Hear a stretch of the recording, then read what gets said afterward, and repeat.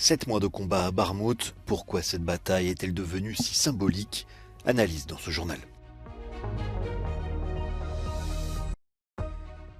Recep Tayyip Erdogan en visite auprès des sinistrés du séisme. À 2 mois de l'élection présidentielle, le président turc a promis de reconstruire. Les Oscars 2023 ont sacré à 7 reprises Everything Everywhere All at Once ce dimanche. À l'Ouest, rien de nouveau est l'autre star de la soirée avec 4 récompenses.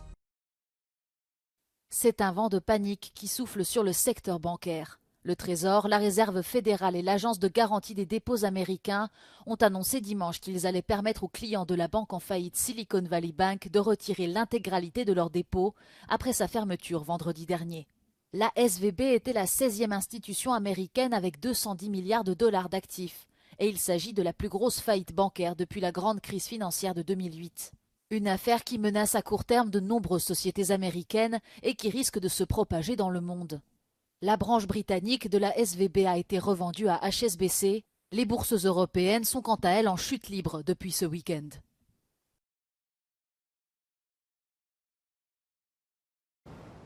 La bataille pour Barmout dure depuis plusieurs mois et est devenue un symbole pour les deux belligérants.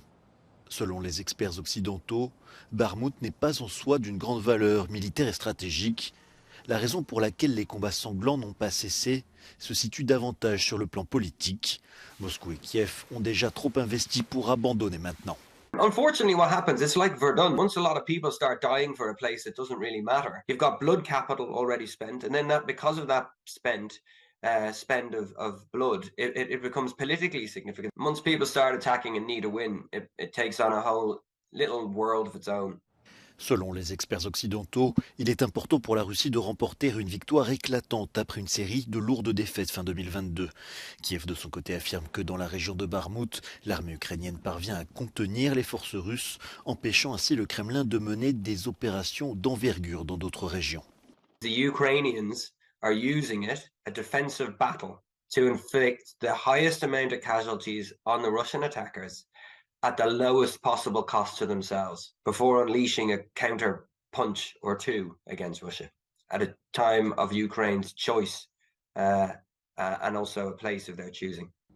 Le Kremlin affirme que la prise de Barmout devrait ouvrir la porte de la région de Donetsk, une affirmation peu crédible selon la plupart des observateurs. Les importations d'armements en Europe ont quasiment doublé en 2022.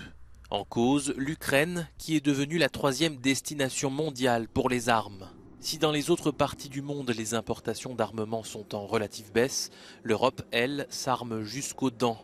En termes d'exportation, la France est le leader du vieux continent avec une hausse de 44% en 2022.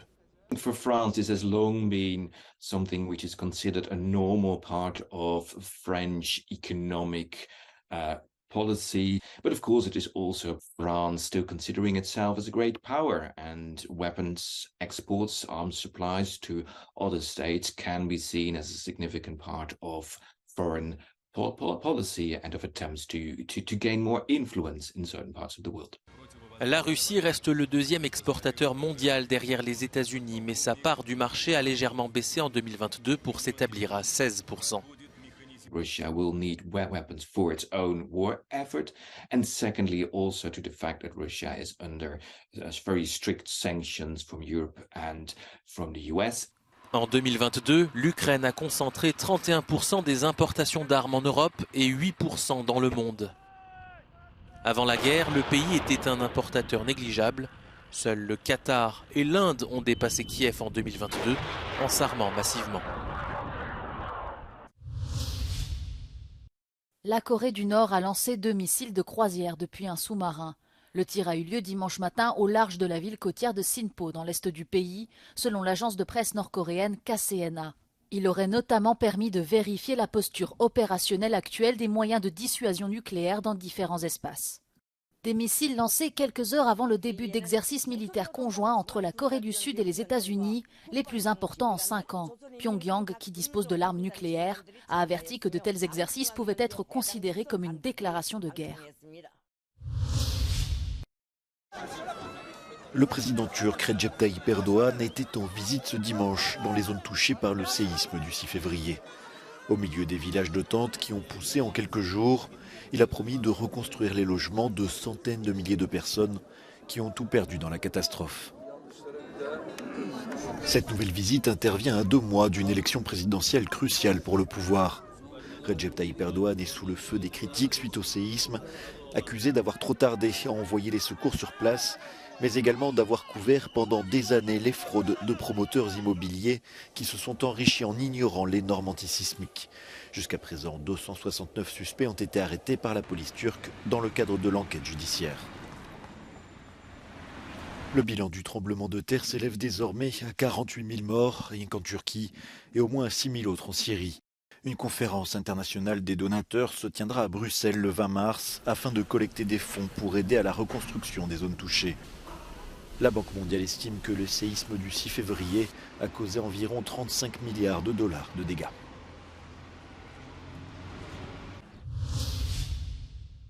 And the Oscar goes to Everything, Everywhere, All at Once. Carton plein pour Everything Everywhere All at Once. La comédie de science-fiction loufoque a remporté 7 Oscars, dont celui du meilleur film. I think one of the things that I realized growing up was that one of the best things we can do for each other is shelter each other from the chaos of this crazy world we live in. Michelle Yeoh a quant à elle remporté l'Oscar de la meilleure actrice. Elle devient ainsi la première comédienne d'origine asiatique à remporter cette récompense en 95 ans de cérémonie. For all the little boys and girls who look like me watching tonight, this is a beacon of hope and possibilities. This is proof that dreams dream big and dreams do come true. And ladies, don't let anybody tell you you are ever past your prime. Never give up. And the Oscar goes to Brendan Fraser. L'Oscar du meilleur acteur a été décerné à Brendan Fraser pour son interprétation de Charlie, un homme en surpoids dans The Whale. Oh, my goodness. Thank you again, each one and all. I'm so grateful to you. Good night. À l'Ouest, rien de nouveau, le film de guerre allemand d'Edward Berger, produit par Netflix, a tiré son épingle du jeu, empochant 4 Oscars, dont celui du meilleur film étranger. Thank you. Longue et parfois ennuyeuse, la cérémonie a appuyé sur l'épisode de la gifle de Will Smith survenu l'an dernier. Elle a aussi été parsemée de grands moments musicaux avec les prestations de Rihanna, Lady Gaga et les artistes indiens du film RRR.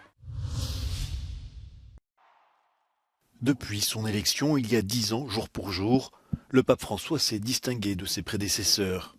Le premier souverain pontife, originaire d'Amérique latine, est également le premier à porter le nom de Saint François d'Assise. Le signe d'un changement de doctrine au sein de l'Église romaine. En une décennie, ses réformes et ses prises de position sur le changement climatique ou la pauvreté ont donné le ton, celui d'un pape qui se veut ouvert sur le monde. Durante i 10 anni di Bergoglio noi abbiamo assistito alla più grande redistribuzione di potere tra città, nazioni e continenti nella storia della Chiesa contemporanea. Il vero potere nella Chiesa sta nel collegio dei 120 cardinali che eleggeranno il nuovo Papa. Sono diminuiti i cardinali, i posti, il peso geopolitico dell'Occidente ed è aumentato esponenzialmente quello dell'Oriente. Pourtant, au sein du monde catholique, le pape François est loin de faire l'unanimité. Pour ses détracteurs, malgré son image d'homme de dialogue, il a imposé à marche forcée une libéralisation de l'Église qui n'est pas du goût de tout le monde. Nella Chiesa ci sono sempre state destra e sinistra, conservatori e progressisti, però si è sempre arrivato a una sintesi che in qualche modo riusciva a contenere tutto quanto. Con Papa Francesco, secondo i conservatori, questo modus operandi viene meno. Les critiques à l'encontre du pape se sont faites plus audibles après la mort de Benoît XVI en décembre 2022 et les rumeurs sur sa possible démission. Francesco non ha intenzione di dimettersi, Müller nel libro che abbiamo fatto fatto sottolinea che le dimissioni non sono una cosa positiva per l'unità della Chiesa. E lui stesso, anche se appunto è il fronte opposto a Papa Francesco, è il primo a non volere le dimissioni di Papa Bergoglio. Pope Francis has had to lead the church through some of the darkest moments of our times, from the pandemic to the war in Ukraine. He has made countless appeals and has condemned the conflict and has expressed interest to visit both Ukraine and Russia as part of the Holy See's efforts to bring an end to the ongoing conflict. Giorgia Orlandi for Euronews in the Vatican City. Après une première mi-temps disputée, les Irlandais ont finalement déroulé au retour des vestiaires pour s'offrir l'Écosse 22-7 à Murrayfield. Cette victoire sans le bonus offensif laisse une chance infime aux Bleus de conserver leur couronne suite à l'humiliation historique infligée à l'Angleterre à Twickenham sur le score de 53-10. Une victoire méritée selon l'entraîneur du 15 de France, Fabien Galtier. J'ai dit aux joueurs avant le match, c'est que ce stade il récompense la bravoure. Il récompense les équipes qui se livrent collectivement. Ce stade il récompense ça, ce type d'équipe. Et aujourd'hui, on a été comme ça. On a été une équipe brave, engagée, déterminée, conquérante, et qui savait pourquoi elle était là. Après leur succès en Écosse, les Irlandais disputeront le Grand Chelem en recevant l'Angleterre samedi à Dublin en clôture de la 5e journée du tournoi. Les hommes d'Andy Farrell, actuellement premiers au classement, seront privés de Dan Sheehan ainsi que Gary Ringrose. L'Italie est toujours en dernière position après sa défaite 29-17 contre le Pays de Galles au Stadio Olimpico de Rome.